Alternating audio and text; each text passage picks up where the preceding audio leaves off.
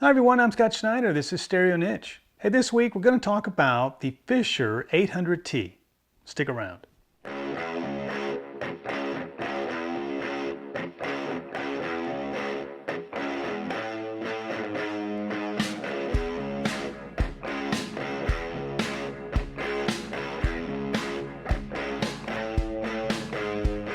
All right, well this week I was sort of continuing to think about the Sensui TU9900 tuner that I talked about last week. And in my mind, I kept thinking about tuners. So popped in my head, I probably need to talk about the Fisher 800T because it is quite a unique receiver in its tuner functionality. So that's why I decided to do this one this week. But before I get to that, I wanted to talk a little bit about collectability, about collecting. For Fisher, most of us in the collectible arena and the hobby tend to think and focus mainly on the Fisher two-barrel gear. So that's things like the 500C, the X101B, and all of the integrated amps, the 800C. These are just well-regarded tube amplifiers and receivers from Fisher that are very sought after, and I think a lot of us appreciate how they sound. But what is unique is that while the 500C, for example, is highly collectible valuation-wise, it may peak out for a fully recapped one, maybe $1,200, $1,300, maybe more if you have the box and everything, original box and manual, which would be very hard to find. But on average, the Fisher that gets the most and highest valuation is the 800T.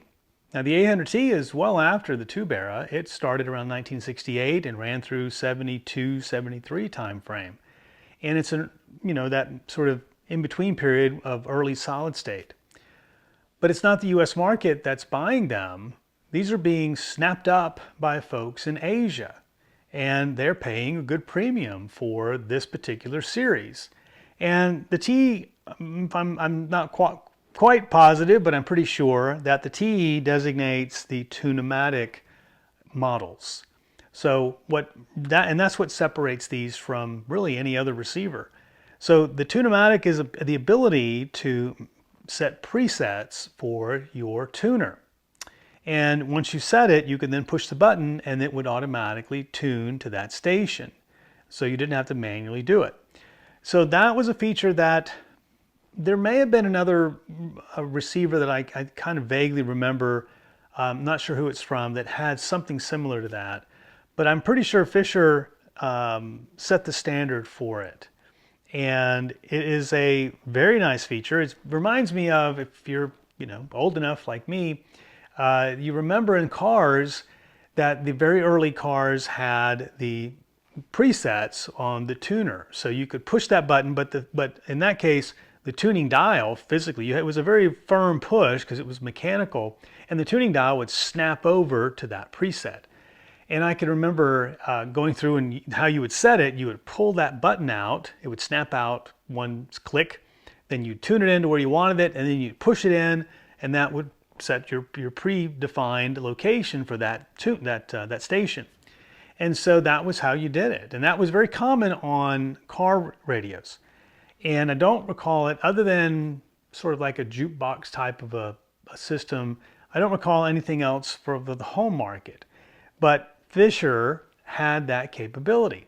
Now, it does more than that. It has basically three types of tuners. It does the standard tuning with the manual tuning dial here.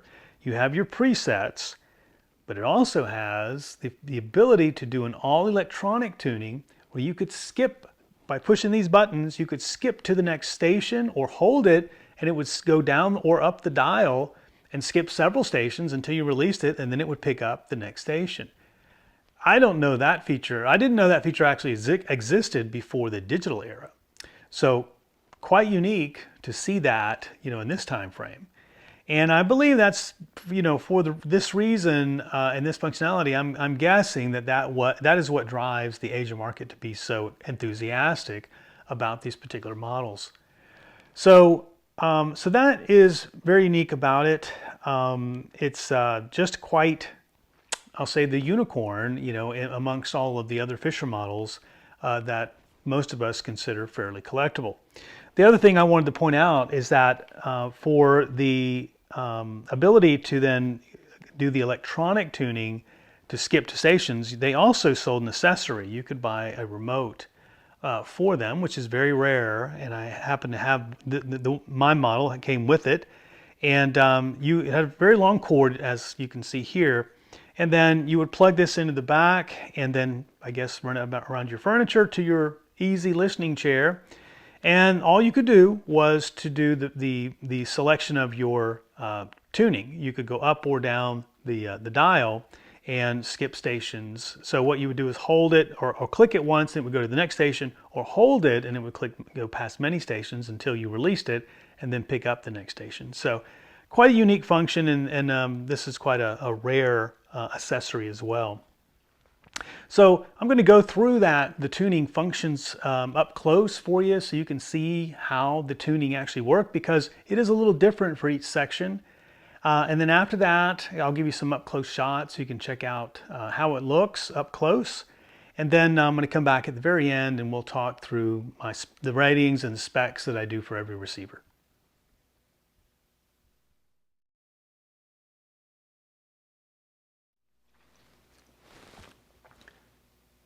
So let's walk through the tuning process or processes for the Fisher 800T. So there are three ways to tune in a station. So we're going to talk about the first and most common, which is switch it to your FM band or AM. But on this one, because you have the Tunematic section, you need to push this button here that says manual. So you engage the manual operation. Then you also need to take, this is a button and a little knob underneath, and you need to switch this to AFC off. And there's a little red indicator that goes away here. And then after that, you're set up with manual, and you can then tune in your stations as any other receiver and any other tuner you've ever used.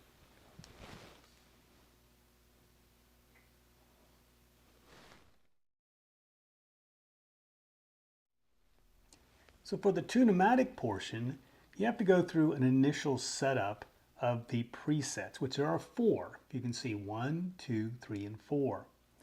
So to set these up initially, you have to change this AFC, which is currently in the on position. If you can't see it, there's a red indicator inside this little box here. So you would then turn it to the left, and that will be the off position. So at that point, you then tune in, where you push the button here for 1. In this case, we're going to set the first tunable station, and then you can turn this knob up or down to tune in. This is your tuning for this channel 1. So then you would tune it in, and as you're tuning, you would listen and get the strongest frequency that you want, and then you would leave it at this point, and then go on to the next one, and then set that channel to your favorite station. Then once you get it tuned in, you would go to the next, and so on until you go through all 4. Then once they're all set, you would then switch this back to AFC on, and then you have the automatic frequency control set, and then you can go back and then you can push these buttons and it'll tune in automatically to that preset station. Now, one thing that I've found interesting in the manual that was a little unusual is that it recommends that you turn this on and let it warm up essentially for 30 minutes. So I think that's an important thing to remember here. If you plan to use a Tunematic, turn on your stereo, let it sit for about 30 minutes to warm up before you start to engage these. So one of the interesting aspects of the Tunematic.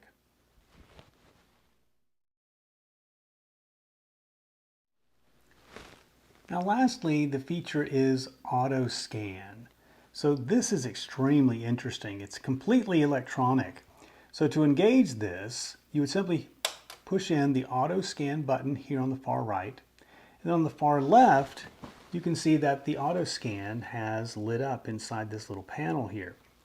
So this is not fully operational, unfortunately, but you would then select when you want to go up band or down band by pushing it and letting it go.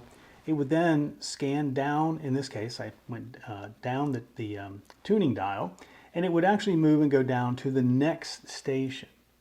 Now, if you wanted to say that you were somewhere high up in the band, 102, let's say, but you knew that the station you want to go to was around 96, and there were many stations in between, you could actually hold it, and then you would see a small indicator here on this band inside the little window here, and it would move down until you get close, and you could let it go, which is not dissimilar to how fully electronic digital tuners worked when they came out. So this was quite interesting. So of course, if you want to go up the dial, you would then hit it in the other direction, let it go, and then it would go up the dial to the next station, or same thing, you could hold it in and it would skip several stations, and then till you got close to the one you wanted, you could let it go, and then it would lock in automatically. So quite cool. I was never aware that this technology, could possibly even exist before the era of digital, but Fisher was ahead of the game in this regard.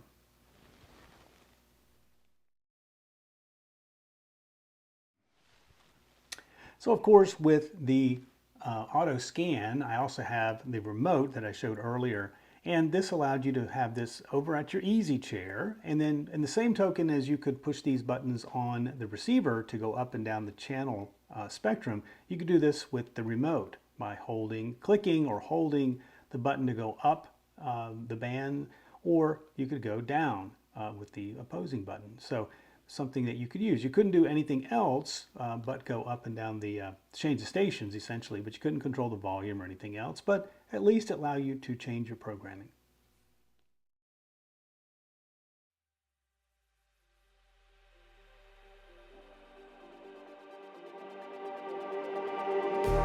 Just like the street lights lit this town, like a fire in a blaze, gotta burn it down. Can't be afraid to leave this out. We got this far, don't know how. I see danger in your eyes. They know we'll burn down the night. Coming just like the sunrise. You know that we're gonna light it up tonight. We're gonna light it up tonight. We're gonna light it up just like the sunrise. We're gonna light it up now.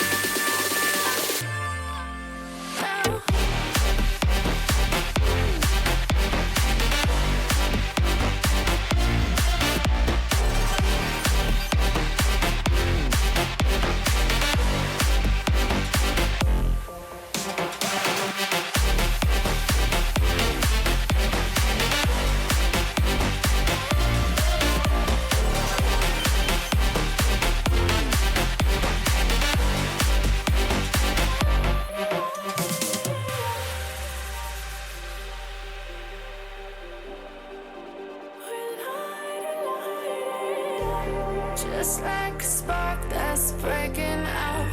Can't make a stop, can't turn back now. We know that there's no room for doubt. No, we can't turn back now. I see danger in your eyes. They know we'll burn down the night. Coming just like the sunrise. You know that we're gonna. Well, there you have it. Hopefully you can see in the up close shots, you can see that transitional look. It's definitely taking some cues from the tube era with little brass covered knobs and things like that. It still, looks like it's from the 60s for the most part. At least to me it does. But you can see things are transitioning away from that, and it's sort of evolutionary. And then on the tuner side, I honestly can't think of anything that has a more complex tuning system. This is definitely a tuner-centric receiver. And like I mentioned once before, that is the big feature of this particular receiver. It wasn't solely focused on phono or recording.